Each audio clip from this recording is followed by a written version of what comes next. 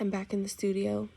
I recorded a song today that is beautiful, and I got through the whole thing and I recorded it, but now I just had a moment. A couple things happened and it just hits me.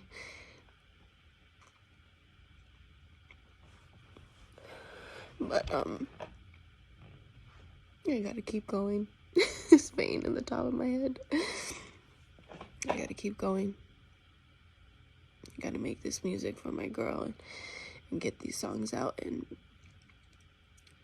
I hope that people love them and wish that she could hear them. You know what I'm saying? That catapults her, and like, I think, man, I don't know. Jumping back into the creative process with this album after everything I had been through was quite the journey, and I want to take you on it. We're just too different, baby.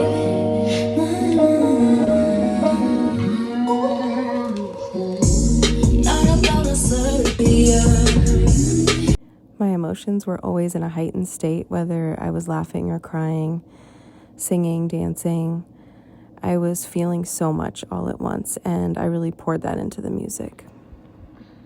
Cadis and I both wanted all of that to be not only in the album, but also in the visuals as well. Recording Blue Eyes was incredibly painful, and we shot the video in my mom's hometown of Cardiff by the Sea in San Diego, and that was a very healing experience. And then Johnny West, who wrote the original song before I rewrote the lyrics to talk about my mom, he went in and played the piano so beautifully on Blue Eyes, and I love it so much. Stepping into this new era meant that the visuals needed to follow the music and where I was at emotionally. And for the Weeping Angel era, I wanted all of my wardrobe, my hair and makeup, every detail to reflect different mourning practices and to show where I was at emotionally, which on many days looked a lot like this. And I also wanted to show the beautiful colors in life and what I was trying to embrace. Don't you know why I strut like I don't give a fuck? I strut like I don't give a fuck. I strut like I don't give a fuck. I strut like I don't give a fuck. I strut like I don't give a fuck. So you know what? I strut like I don't give a fuck. I never leave me, bye. He never please me, not one time. Don't try to bring me, I'm so grateful to my best friends for really rallying around me and lending me their incredible talents. And then I was back in the world, ready to tell my story, and this full circle moment happened, which I still can't even believe. Trisha Paytas. Per usual, we wanted to really get in and re-record and perfect every song. And I felt like everything I was looking for was looking for me too.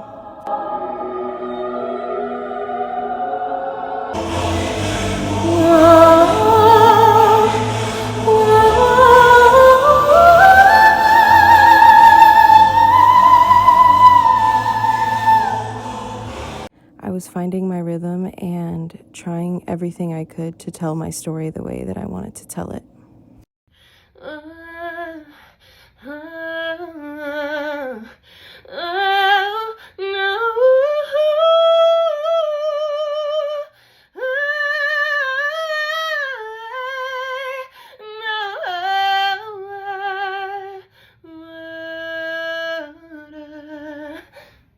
Cadis and I both wanted really strong vocals on this album, and that was pretty much our number one priority. As someone who is such a fan and lover of R&B, Overboard is one of my favorite songs on the album. And we shot this visual in my family's backyard. When we initially played the records down for our team and for other people, Wild was always a standout to those listeners, and we wanted the visual to really pop, and it was vulnerable. Those were all real, by the way. And this is actually one of my favorite outfits from the whole era. I was getting very silly. I didn't decide to name the project Weeping Angel until toward the last quarter of making it, I would say, and I got a couple more angel tattoos in honor of that. And then I, of course, had to be an actual Weeping Angel statue for the corset music video, which took so many hours to get me into all of that paint, and I just had the best time creating this look, and it just felt like it embodied the album perfectly. Boogeyman, Not Today, and Twin Flame are really special to me as well, and they needed their visual moment. I wanted to capture part of the visuals for this album that we hadn't seen yet, which was the witchier, darker side of it. And I really thought these captured that, and it made me really proud. I noticed changes within myself from grief, like I was way more nervous than usual to perform, and I felt kind of like an identity crisis.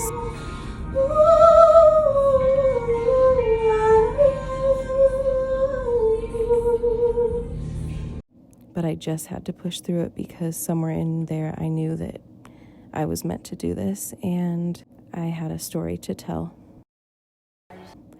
This is during the press week in New York when we were going to release the album, and I was getting excited. Stupid games with stupid prizes. I don't want no more surprises. Why you playing with a one-on-one? Nothing new under the sun like this. Let me guess you don't think about no one. And I was so proud. And this was release day. The album was out August 8th, 2025. And we shot some content, and then I just spent the day doing what I love, being in New York City on the train, headed to Brooklyn, and I wanted to pay my respects and honor my family's grave. And there were so many Weeping Angel statues there, which was also really special. And it was a really, really incredible day.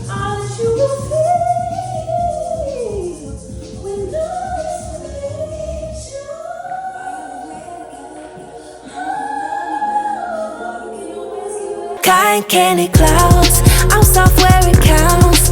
Even when it's shady, we bring the sun out. Cotton candy clouds, let my rain come down. Scared of showers daily, I'm what the fuss about.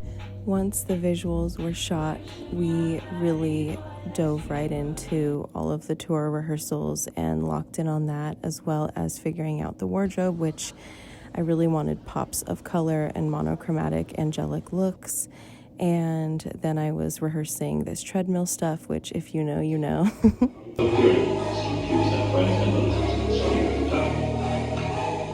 Waiting around you for clients will give you the fixed chance and sign for release. And then it was time to get on the road.